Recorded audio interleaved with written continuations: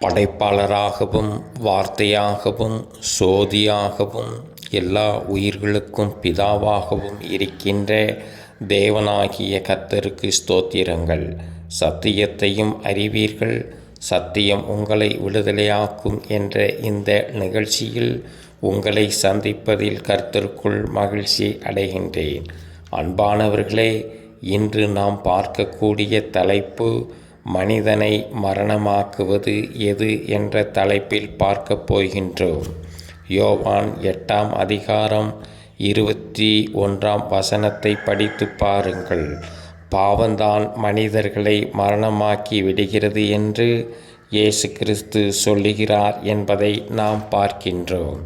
அன்பான தேவனுடைய ஊழியர்களே, விசுவாசிகளே, ஜனங்களே, ஒருவர் இந்த உலகத்தில் உள்ளவைகளை இச்சித்து அவைகளின் மேல் ஆசை வைத்து அவைகளை எப்படியாவது பெற்றுக்கொள்ள வேண்டும், அவைகளை எப்படியாவது அனுபவிக்க வேண்டும் என்று தன்னுடைய மனதில் நினைத்தவுடன் அவருக்குள் இருக்கக்கூடிய பாவமானது விழிப்படைந்து அவருக்கு பல ஆலோசனைகளை கொடுத்து அவரை செயல்படுத்த தொடங்கி விடுகிறது.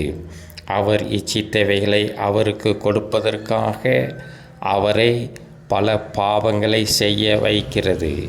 அதற்கு பின்பு அந்த நபர் இச்சித்தவைகளை அவருக்கு கொடுக்கிறது. அந்த நபரை இந்த பாவமானது தனக்கு முழுமையாக அடிமையாக்கி இன்னும் அநேக பாவங்களை செய்ய வைத்து நோய்கள், வியாதிகள், சண்டைகள், தற்கொலைகள், இப்படி ஏதாவது ஒரு வழியில் அந்த நபருடைய சரீரத்தை மரணமாக்கி விடுகிறது.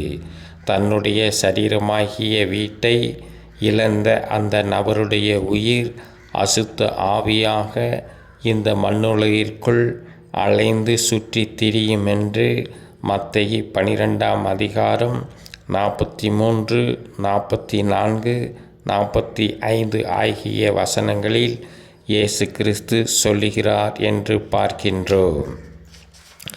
அன்பான தேவனுடைய ஊழியர்களே, விசுவாசிகளே, ஜனங்களே, நம்முடைய ஆண்டவராகிய இயேசு கிறிஸ்து இந்த உலகத்தில் வாழ்ந்து வந்த காலங்களில் இந்த உலகத்தில் உள்ளவைகளாகிய பணங்களுக்கும் பதவிகளுக்கும் பொன்னுக்கும் பெண்ணுக்கும் மண்ணுக்கும் ஆசைப்படவும் இல்லை, அவைகளை இச்சிக்கவும் இல்லை.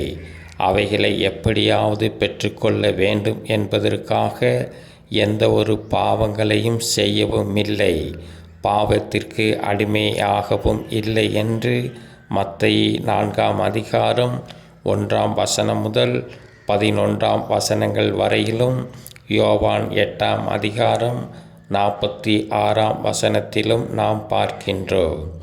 தனக்குள் இருக்கக்கூடிய பாவமானது தன்னை மரணமாக்குவதற்கு உலக ஆசைகளையும் அவைகள் மேலுள்ள இச்சைகளையும் கருவியாக பயன்படுத்துகிறது என்பதை இயேசு கிறிஸ்து நன்கு அறிந்திருந்தார். உலக ஆசைகளையும் அவைகள் மேலுள்ள இச்சைகளையும் உதறி தள்ளிவிட்ட இயேசு கிறிஸ்துவை அவருக்குள் இருக்கும் பாவமானது அவரை மரணமாக்க முடியவில்லை என்பதை நன்கு புரிந்து கொள்ளுங்கள்.